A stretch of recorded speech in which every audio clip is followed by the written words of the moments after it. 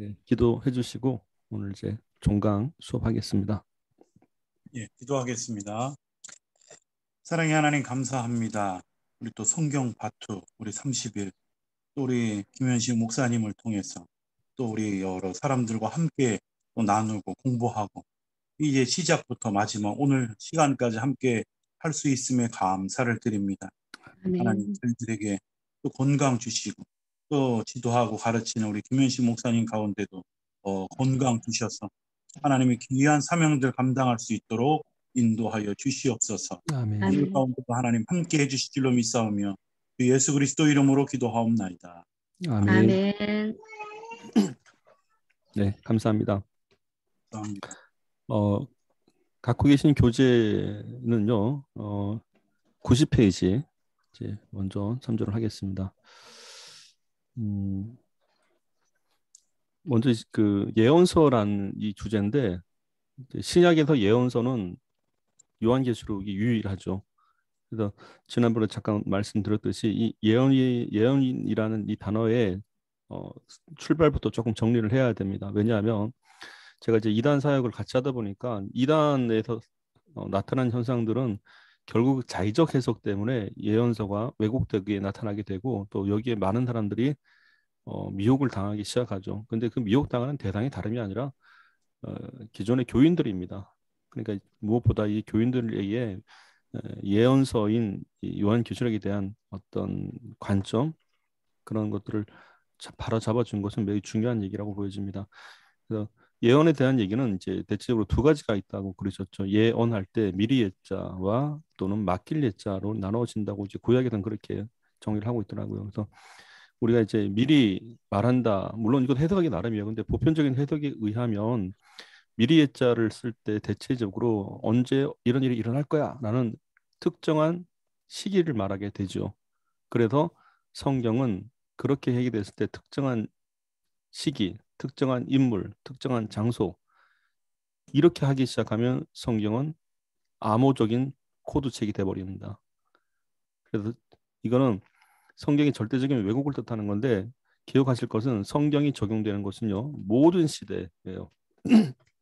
그래서 모든 시대, 모든 나라, 모든 사람 그것이 성경이 적용되는 가장 첫 번째 관점입니다.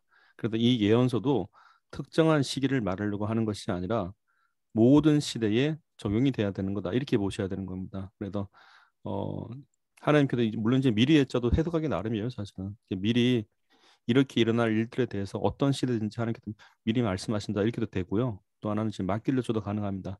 그때를 하나님께 이렇게 맡겨라라는 것이 되겠죠.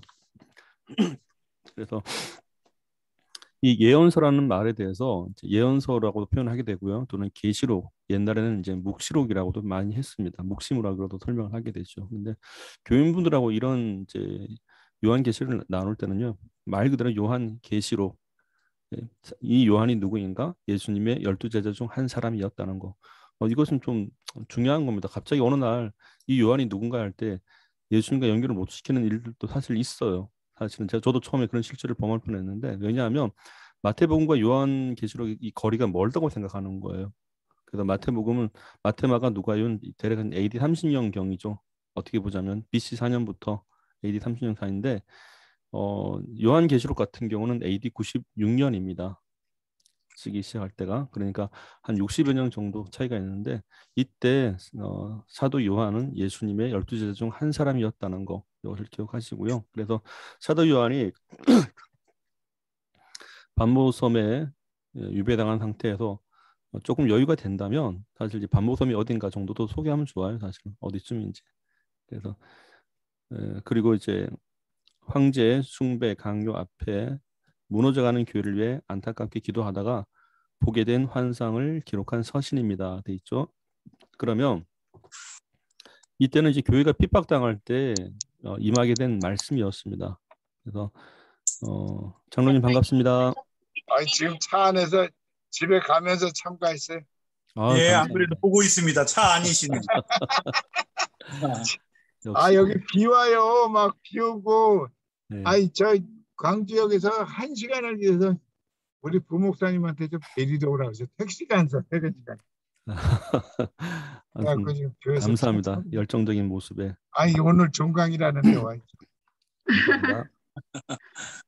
자, 그렇게 해서 이제 요한계시록을 의미하는 이제 영어 표기를 보니까요, 레벌레이션이라고 되어 있는데 그것은 보통 일상적인 단어 용어를 보면요, 폭로하다, 또 나타내다, 누설하다, 발각시키다, 또는 이제 시크릿, 비밀을 폭로하다 이렇게도 많이들 얘기하십니다. 그래서 감춰진 비밀을 말하다. 근데 문제는 이제 감춰진 비밀을 이렇게 해버리기 시작하면 특정한 사람만 풀릴 수밖에 없겠죠.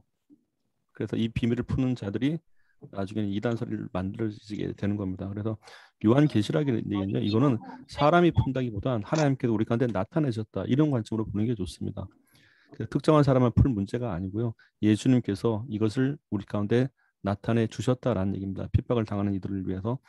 자, 그래서 요한계시록에 쓰여진 원래 목적은 나와 있죠. 밑줄 그시면 좋습니다. 1세기 말 소아시아 7개 교회로 대표되는 초대 교회 교인들이 극악한 박해에 직면했을 때, 예, 그들에게 새하늘과 새 땅의 소망을 품어 박해를 견디도록 격려함에 있었다. 이렇게 돼 있죠. 여기는 중요한 밑줄인데 참고적으로 여기다 우리가 눈에 띄는 단어가 나타납니다. 바로 새하늘과 새 땅이라는 말입니다. 그 새하늘과 새 땅을 이제 신천지에서 이제 오용한다는 얘기죠. 새하늘, 신천, 새 땅, 신지. 원래도 그래서 신천지라는 이 말이요, 신천 신지의 합성어입니다. 그래서 신천지가 된 거예요. 그 자기들은 뭐라 그러죠? 이걸 갖고 성경적이라고 표현하게 됩니다. 그런데 문제는 그 다음에 나타납니다. 이 새하늘과 새 땅이 이 땅에 이루어질 거라고 주장을 한단 말이죠. 그래서 영생 불사의 몸이 되며 영원히 죽지 않는다는 얘기죠. 이 땅에서. 그러니까 그게 만약에 제한수 14만 4천이라 그러니까 목숨 걸고 열광을 하게 되는 겁니다. 문제는 어디 있냐, 어디 있는 거 아니 성경의 왜곡으로부터 시작된 열광주의가 돼버린 겁니다.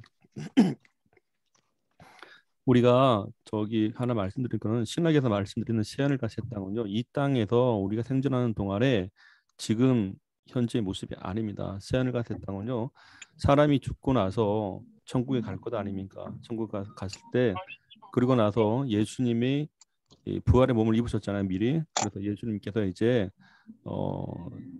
재림하셨을 때 우리가 또한 예수님처럼 부활의 몸을 입게 되었을 때, 그렇게 되었을 때 천년간 왕노릇 한다고 되어 있잖아요.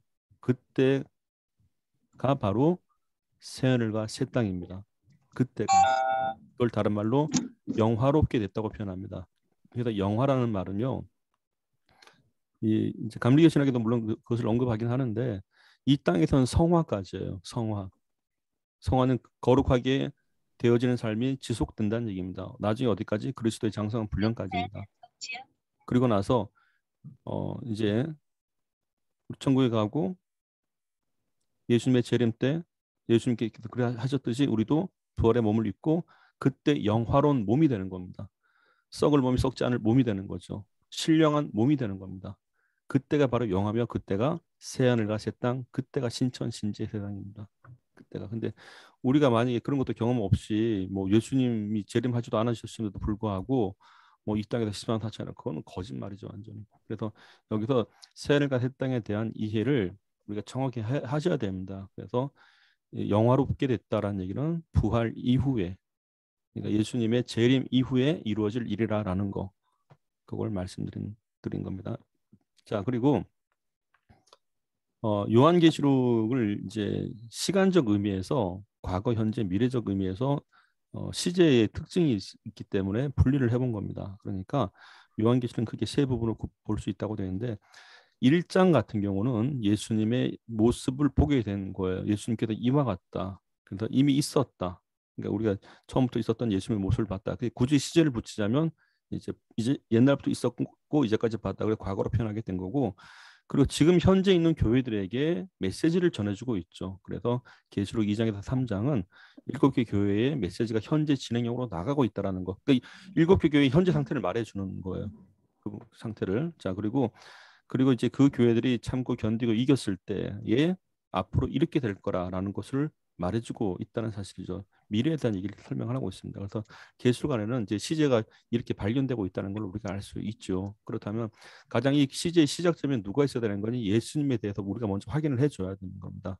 그 예수님께서 현재 교회들에게 향하는 말씀인데 앞으로 너희가 끝까지 참고 견디고 싸우고 이기면 이렇게 될 거라는 소망을 주게 되는 거죠. 그래서 이 계시록은 멸망의 심판이 아니고요. 견뎠을 때 이기게 되는 새로운 출발이 되는 겁니다.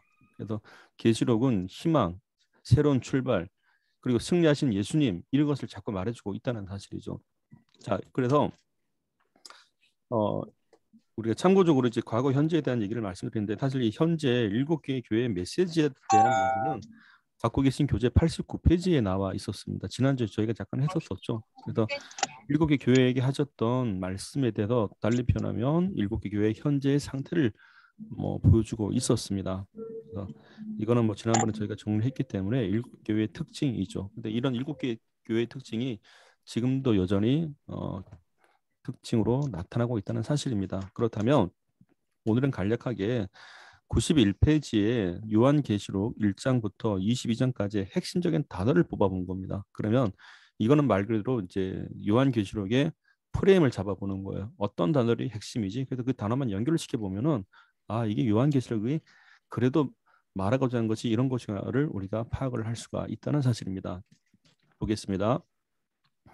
자, 요한계시록의 7가지 분류를 정리를 해봤는데 제1장에는 예수님의 모습에 관해서 비유적으로 자연히 상세하게 나타내주고 있습니다. 저 보니까 예수님에 관하여 비유적으로 상세히 묘사해주고 있다. 그분의 영광, 위엄, 지혜, 권능, 심판. 예수님이 이러하다라고 말하는데 그 예수님이 동그라미 되어 있죠. 음영으로. 자, 그럼 1장에서는 예수님을 보게 된 겁니다. 그렇다면 2장에 넘어가니까 2장에서는 2장에서 3장이죠. 2장에서 3장은 7개 교회에 보내진 메시지를 나타내고 있는데 다른 말로 뭘까요? 올바른 교회관에 대한 얘기입니다. 그렇다면 그렇기 때문에 예수님이 교회들에게 말씀하시다가 되죠. 그게 계시록의 특징이에요. 중요한 관점입니다. 예수님이 누구에게 말한 거죠? 교회들에게 하시는 말씀이에요. 지금 이게 매우 중요한 관점입니다. 발신자와 수신자에 대한 얘기인데 계시록에 대한 이 발신자 수신자만 우리가 잘 정리해도 엉뚱한 얘기를 하지 않는다는 사실입니다. 그래서 1장과 2, 3장 사이에 있었던 거 예수님이 교회들에게 말씀하신다라는 얘기예요. 그렇기 때문에 예수님 동그라미, 교회관 동그라미 되는데 그래서 예수님부터 교회관까지 여기서 화살표를 한번 쫙 그어보십시오. 화살표. 예수님에서 교회관으로 화살표 쫙. 자, 그러면 계시록의 스타트는 예수님이 교회들에게 하시는 말씀이다. 됐습니다. 자, 그런데 3번에 하늘 보좌와 예배라는 이 주제로 계시록 4장에 대한 얘기를 보겠습니다. 흠없고 순결한 예배, 하나님의 영광을 노래하는 모습을 소개하고 이 땅의 교회들에게 귀한 예배를 사모하게 한다고 되어 있단 말입니다. 그러면 교회들이 예배를 귀하게 사모해야 된다는 메시지가 있었던 거예요. 이 얘기를 통해서 알게 되는 게. 그러니까 정리하면 그렇습니다. 예수님이 교회들에게 하신 말씀이 있었는데 교회는 예배를 사모하는 곳이 되어야 된다고 말하게 되는 겁니다. 이렇게 보자면 그래서 교회 간에서 예배로 화살표를 쫙 거십시오. 이런 식으로. 지금 이제 요한계시록에 그 뼈대를 계속 찾아 나가는 거예요. 그러면 우리가 이 내용을 정확하게 알 수가 있겠죠. 계시록이 뭘 말하려고 하는지. 자, 그런데 4번에 보니까 7 인봉책과 어린 양이라고 되어 있습니다. 그런데 뭐라도 된 간에 인봉된 책, 닫혀진 책이죠. 그것은 누가 열 수 있죠? 오직 예수님만 열 수 있다고 되어 있는 겁니다. 그래서 그것은 곧 예수님으로 인한 말씀이 우리에게 이루어지는 거. 그럼 뭐죠? 말씀의 본체이신 예수님만이 우리에게 진리를 전해주는 분이 되는 겁니다. 그렇기 때문에 자, 예배에서 당연히 어디로 갈까요? 말씀으로 화살표를 가셔야 되는 겁니다. 그러니까 인봉된 책을 열 자가 누구냔 말이에요. 예수님에는 안 된다는 얘기입니다.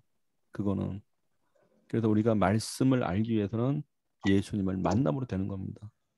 그러니까 예수님을 아는 것이 곧 말씀을 아는 거예요. 그것이 요한복음 1장도 남아 있습니다. 이 말씀이 곧 하나님의 독생자의 영광이 우리 가운데 그것이 그분이 곧 예수님이라 말씀으로 되어 있단 말이죠. 그렇기 때문에 예배의 핵심은 말씀이에요. 그 말씀은 곧 예수님이고 이렇게 되는 겁니다. 그러니까 우리가 말씀을 통해서 예수님을 만난다 이렇게 되게 되겠죠. 자, 그렇다면 다시 정리하겠습니다. 예수님은 교회들에게 하신 말씀이 있었고 이 교회는 예배를 사모하게 되었고 이 예배의 핵심에는 당연히 말씀이고 이 말씀은 예수님을 통해 우리가 알게 된다. 그걸 표현하게 되는 겁니다. 이것이 계시록에 대한 계속 줄기입니다. 자, 그리고 5번에 보니까요. 이렇게 되어 있죠. 대환란과 하나님의 진노라고 되어 있습니다. 6장에서 11장까지는 7가지 재앙, 7개의 인, 7나팔, 7대절, 그리고 대점, 그리고 12장에서 16장 5-2번이죠.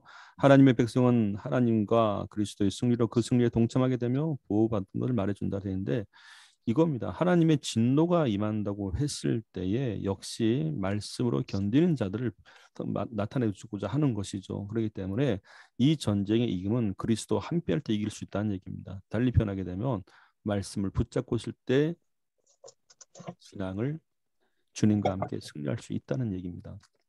그렇기 때문에 하나님의 진노는 역시 그렇지 못한 자들에게 말씀을 왜곡한 자들에게 임할 수밖에 없다는 얘기죠. 그래서 하나님의 진노가 오히려 이 진노에서 벗어날 수 있는 거 사실 이런 것들이 출애굽도 나타나요. 사실은 그렇잖아요. 양의 피를 그 문설주에 바른다고 할 때 사실 그 양의 피를 말할 때 하나님께서 말씀해 주신 것이죠. 그래서 그 피를 보고 내가 넘어가겠다 그겁니다. 역시 우리가 하나님의 진노 또는 세상의 심판에 대해서 우리가 건질받을 유일할 수 있는 길은 뭔가 하니 예수님으로 인하여 넘어가게 되는 거다. 이걸 말해주는 것입니다. 그러나 중요한 것은 하나님의 진노는 반드시 있다라는 거. 자, 그리고 5-3번을 보겠습니다. 음녀의 등장과 그녀에 대한 심판인데 음녀와 바벨론은 동일한 것입니다. 자, 여기 밑줄이죠. 음녀와 바벨론은 동일한 것이다. 돼 있고 따라서 큰 음녀 바벨론의 멸망으로 대환란은 끝나고 그리스도의 영광스러운 재림이라고 돼 있죠. 여기 밑줄자 그리스도의 영광스러운 재림 동그라미 최후의 전쟁 동그라미에 의한 짐승 적 그리스도의 멸망이 있음을 말해줍니다라고 되어 있습니다. 그러니까 이거예요. 새하늘과 새 땅이 그리스도의 재림과 함께 임하게 되는 겁니다. 그 재림이 그때가 언제일까? 우리가 볼의 몸을 입을 때죠. 당연히 그때를 다른 말로 영화로운 몸이 됐다고 표현하게 되는 겁니다. 자, 그렇다면 참고적으로 음녀와 바벨론에 대한 것을 말씀을 드릴게요. 우리가 원래 음녀 바벨론으로 말할 때는요. 이렇게 보시면 좋습니다. 보통 음란하다, 음녀라고 말을 하게 될 때는 스타트 자체가 무엇인가 하니 자기의 이익을 위해서 상대를 이용하겠다라는 겁니다. 상대의 뜻은 아무 상관없어요. 오직 내 뜻을 이루겠다. 그게 음녀의 시작이에요. 내 뜻을 이루겠다. 그래서 신앙과 우상숭배의 차이는 그겁니다. 우리가 올바른 신앙은 하나님의 뜻을 이루고자 가게 되는 것이고요. 우상숭배는 내 뜻을 이루고자 가게 되는 것입니다. 그렇기 때문에 음녀와 바벨론도 스타트 자체는 그래요. 그러다가 나중엔 급기야는 하나님을 이용하죠.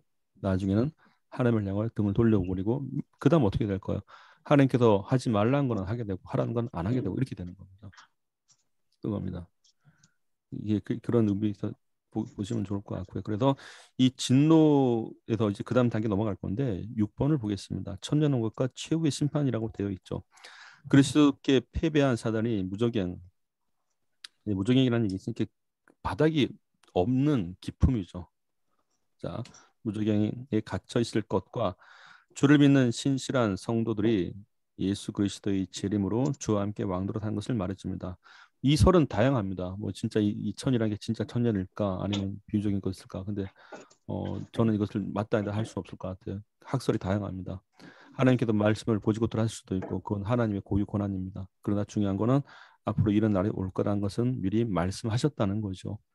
자, 그렇다면 하나님의 진노에 나타나는 것입니다. 반드시 심판이 있는데 여기서 심판은요.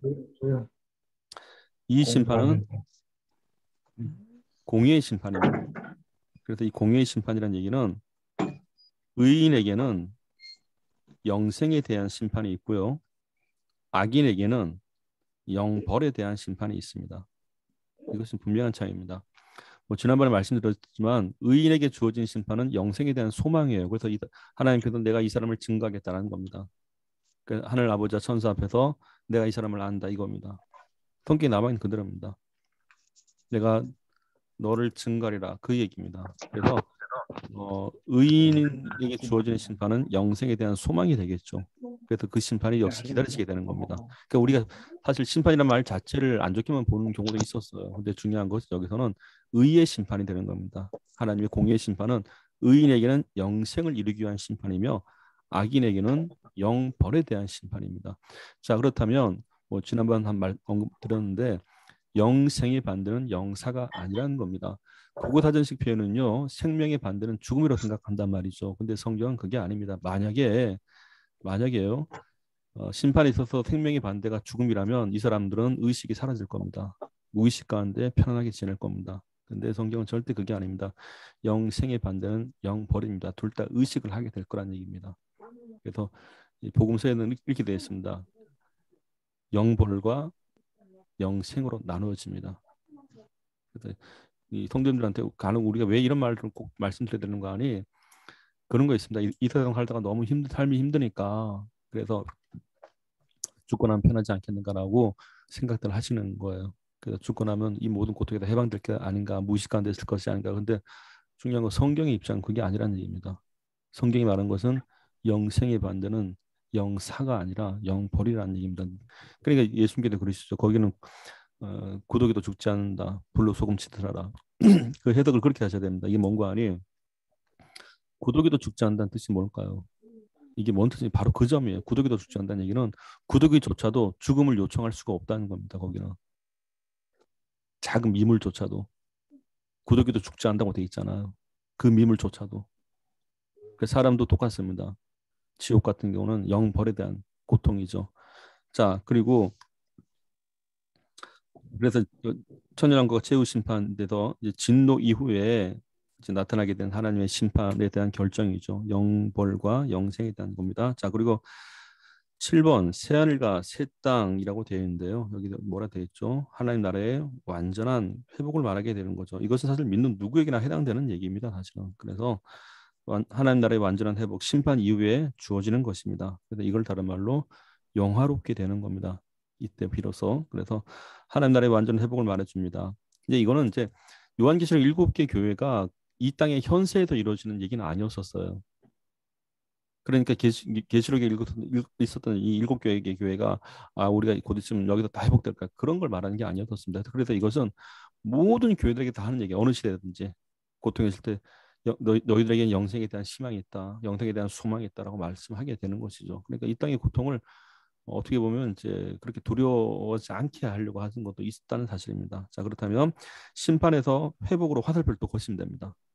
최종적으로 정리하면 예수님에게서 교회관으로 화살표, 교회관에서 예배로 화살표, 예배에서 말씀으로 화살표, 말씀에서 진노로 화살표. 중요한 건요. 진노의 기준은 말씀입니다. 다른 걸로 하는 게 아닙니다. 자, 그다음 진노에서 심판으로 화살표, 심판에서 회복으로 화살표 이렇게 됩니다.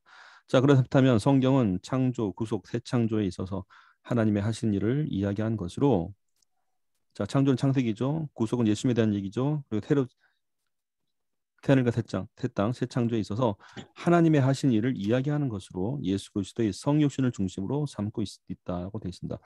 자, 그렇다면 예수님께서 성육신의 이 땅에 구속함을 나타내신 거죠. 자, 그리고 계시록의 결론은 역사가 주님의 이야기, 곧 인간사는 승리자이신 그리스도의 손안에 있음을 보여준다고 되어 있는데 이 승리는 그래서 영생에 대한 소망을 우리에게 던져주시기 때문에 그 미래에 대한 소망을 갖고 살아가는 겁니다. 그게 요한계시록의 메시지예요. 그러니까 우리가 어떤 일이 있더라도 우리에게는 곧 있으면 이 땅에서 우리가 다 회복될 거야. 그런 얘기를 하는 게 아니에요. 만약에 그렇다면 예수님께서 이 땅에 오셔갖고 십자가 달려 가셨을 때 다 오해했죠. 실패했다고 생각했던 겁니다. 그 당시 그랬잖아요. 예수님께서 오셔갖고 나귀 새끼 타고 예루살렘 입성할 때 사람들이 기대했던 게 있었어요. 야, 드디어 다윗의 호산나 다윗의 자손이 그 말 하시는 이유가 있죠. 다윗 때처럼 우리나라가 이제 회복될 거다. 주권 될 거다. 왜? 그때도 로마 밑에도 다스림 받고 있었으니까. 그래서 예수님이 정치적으로 될 줄 알았어요. 그래서 이 정치적 발언에 대해서 희망을 걸었던 게 누구죠? 야고보와 요한이었습니다. 야고보 요한의 어머니가 가서 이제 청탁을 한 거예요. 기억나시죠? 예수님 하나는 좌편에 하나는 우편에 뭘까요? 하나는 내무부 장관, 외무부 장관 이런 건가요? 네? 그런 건가요? 그러니까 예수님께도 그러잖아요. 이게 아니라 그런 생각들이 만연돼 있었다는 얘기입니다. 그러니까 예수님께서 이 땅 가운데 오셨을 때 정치적 회복을 얘기하시던 건 아니에요. 그러면 그 당시 이스라엘만을 위해 했었겠죠. 절대 그런 얘기가 아니고 요한계시록은 모든 이들에게 영생에 대한 소망이에요. 그리고 새하늘과 새 땅. 그러니까 우리도 어차피 그런 모습을 예수님께서 미리 보여주신 거지 않습니까? 그럼 우리도 그럴 거란 얘기예요. 부활의 몸을 입었을 때 썩을 몸이 썩지 않을 몸이 되고 예수님께서 그렇게 하셨듯이 우리도 천국 이후에 나타난 것이 예수님의 재림 이후에 다 그 변화 있겠죠. 그리고 어떻게 될까요? 천국에 대한 얘기는 예수님께서 말씀하신 것만 우리가 말해야 됩니다. 사실은 그 이상도 그 이하도 아니에요. 천국에 대해서 자꾸 괜히 오버하시는 분들이 계시는데 결코 좋은 게 아닙니다. 만약에 그게 필요했을 것 같았으면 벌써 성경에 기록했을 겁니다. 하나님께서는. 천국에 대한 지식도 하나님께서 나타내 주신 것 안에서 우리가 갖고 있는 게 좋다는 얘기죠. 되도록이면 성경에 충실하는 게. 그렇게 써 있죠. 천국에는 뭐죠? 장가도 안 가고 시집도 안 간다. 다 천사와 같이 될 거라. 이렇게 돼 있단 말이에요. 근데 우리가 그 얻을 수 있는 정보가 있습니다. 천국에서 하는 일이 있더라고 보니까. 옛날에 그랬잖아요. 막 천국 가면 놀고 먹고 춤추고 그런 분들 얘기 있어요, 사실은. 그래도 천국이 놀고 먹나? 근데 제가 그때 딱 의구심이 들었던 게 어느 날 성경을 보니까 예수님이 우리를 위해 초소를 예배하러 가신대요. 그럼 예수님 일하시는 거잖아요. 그러니까 고지것대로 보자면. 그럼 예수님은 일하고 계신데 우리는 옆에서 놀고 먹어? 아, 이게 뭔가 이상한 거야. 그 당시 성경을 볼 때. 그러나 또 로마서에 보니까 예수님은 하나님 보좌 우편에서 우리를 위하여 간구한다고 돼 있는데 그럼 예수님께도 기도하고 계신데 우리는 놀고 먹어? 아, 이것도 뭔가 아닌 것 같아요. 그래서 우연히 알게 된 게 아브라함이 비유로 하신 말씀이지만 아브라함이 옛날에 살던 이 땅에 있었던 거지였었던 나사로를 품어주고 있죠. 그러니까 그 사람은 이제 더 이상 거지가 아니에요. 이 땅에 살 때만 거지였지. 천국에 가서는 그냥 나사로운 거예요. 이 나사로를 어떻게 하죠? 나중에 예수님께서 그러니까 예수님께서 아브라함을 통해서 말씀하세요. 뭐라 말씀하시는가? 어, 저 건너편에 있는 전직 부자 그 사람 이름도 없습니다. 그 아브라함이 뭐라는지 기억나시죠? 예라 불러요. 예, 너는 살았을 적에 네 좋은 것을 누렸으니 여기서 고민을 받는 것이고 고민이라고 되어 있습니다. 고민. 그리고 이 나사로는 고난을 받았으니 여기서 위로를 받는 거다라고 되어 있습니다. 참 신기하지 않습니까? 그 일을 누가 하고 있죠? 아브라함이 하고 있습니다. 저는 성경을 보면 하나 놀란 게 바로 이 장면입니다.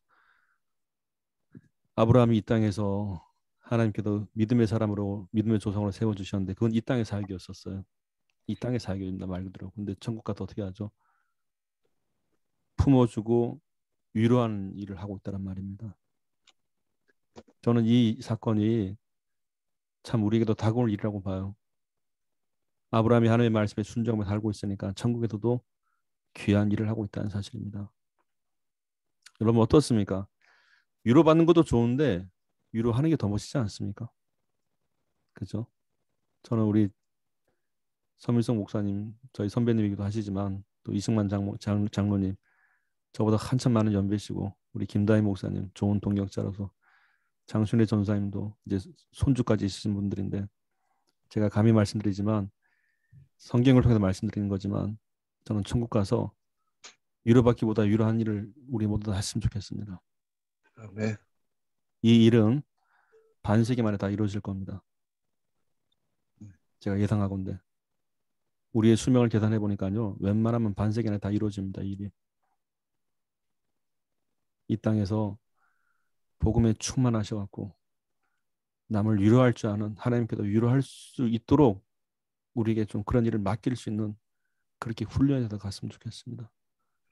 세상에서 쌈박질 하지 말고요. 다 쓸데없는 짓입니다. 자, 이로써 성경부터 30일 요한계시록에 대한 의미 새하늘과 새 땅에 들어가기 전에 천국에서 주의 일을 많이 하게 되는 그 일을 위해서 이 땅 가운데 잘 말씀에 순종하는 우리가 모두가 되시기를 주의 이름으로 축원드립니다. 아멘. 자, 기도하고 오늘 마치겠습니다. 하나님 아버지 감사합니다. 2021년 이 상반기에 시작됐었던 이 성경바투 30일이 이제 우리 목사님들과 우리 전사님, 장로님 이렇게까지 함께 오게 하시니 참으로 감사하나이다. 아멘. 부족한 종이 말씀을 증거하였으나 역사는 하나님께서 또한 이루어 주시기를 구하고 아멘. 여러 부족한 것들에 대해서 주여 감춰 주시기를 부분들이 있으면 감춰 주시거니와 오직 하나님의 영광만을 우리가 마음의 책임으로 우리가 함께 달려온 이 길에 하나님께 감사할 수 있도록 도와주시옵소서. 아멘. 주께서 우리를 부르신 그날에 부끄럽지 않은 구원을 이룰 수 있도록 주여 축복해 주시고, 네. 아버지 하나님, 우리 각자의 사역의 현장에서 하나님의 크신 도움을 받아서 주여 우리를 부르실 때 저 천국에서도 주와 함께 마음껏 일할 수 있도록 주여 저희들의 눈과 귀와 힘을 열어 주시옵소서. 네. 건강한 모습으로 우리를 부르시는 그날까지 백발이 되어서도 주의 일을 능히 감당할 수 있도록 주님이여 저희를 인도해 주시옵소서. 네. 예수 그리스도 이름으로 축복하며 기도 올립니다. 아멘. 감사합니다. 그럼 이제 우리는 감사합니다.